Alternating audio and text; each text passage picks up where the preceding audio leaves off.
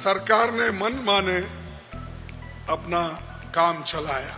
एक दिन मोदी सरकार और खुद मोदी जी इस देश को बेच के जाने वाले हैं। लोकतंत्र को खत्म किया जा रहा है आहिस्ता आहिस्ता आहिस्ता।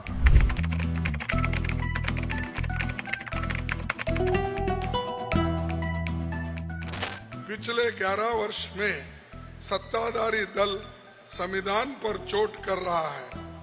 हमारे संवैधानिक मूल्यों, संवैधानिक प्रावधानों, संवैधानिक संस्थाओं पर लगातार हमला हो रहा है और इसको रोकना जरूरी है।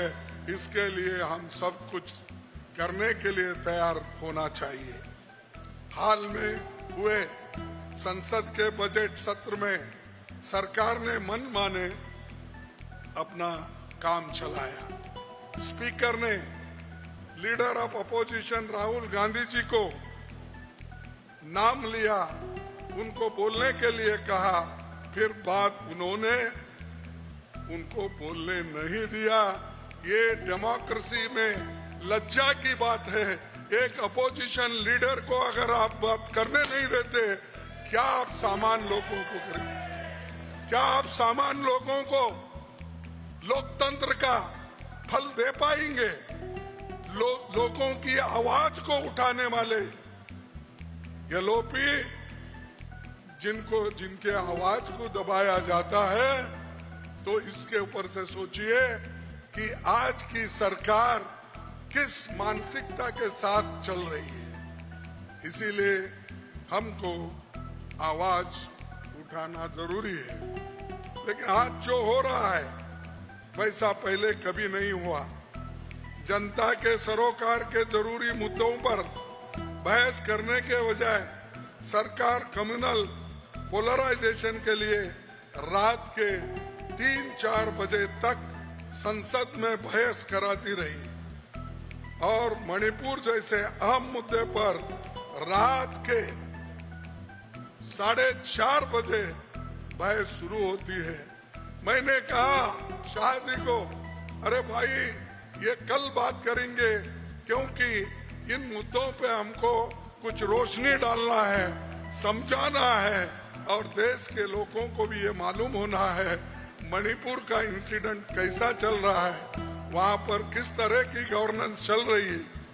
तभी भी सरकार नहीं मानी।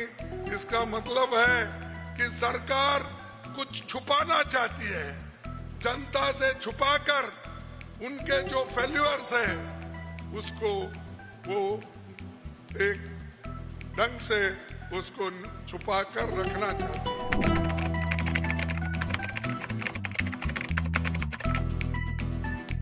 है।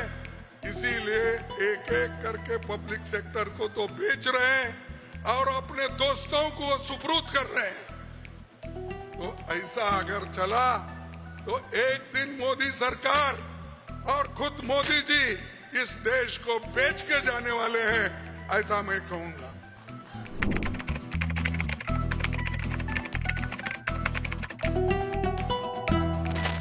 अरे कोई सो रहा है, कोई बैठा हुआ है और कोई देख रहा है इधर उधर।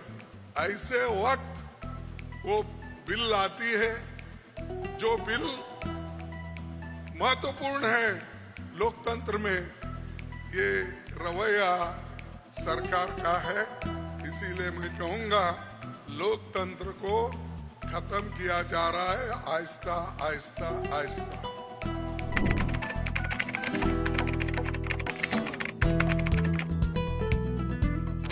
इलेक्शन इंस्टीट्यूशन भी उनके कंट्रोल में है और सरकार हर चीज में आज इंटरफियर करके अपना वर्चस्व हर जगह बिठा रही है। चुनाव में घोटाला हो रहा है। इलेक्ट्रॉनिक टेक्नोलॉजी के एडवांसमेंट के साथ पूरी दुनिया के विकसित देश ईवीएम को छोड़कर बैलेट पेपर की तरफ चल गए। कहीं भी दुनिया में ईवीएम्स नहीं है, सिर्फ भारत में है। वो भी इतना बड़ा देश है 140 करोड़ लोग लोकतंत्र में विश्वास रखते हैं। इसीलिए मैं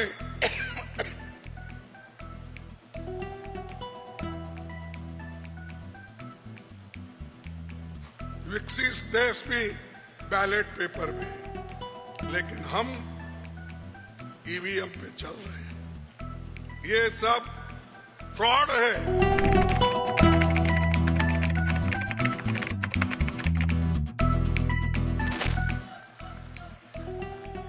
महाराष्ट्र में क्या हुआ? राहुल जी ने ये सवाल पहले उठाए, पार्लियामेंट में उठाए, प्रेस में बोले, हम लोग बोले, लेकिन सरकार असर नहीं हुआ। अरे असेंबली और पार्लियामेंट इलेक्शन के बीच में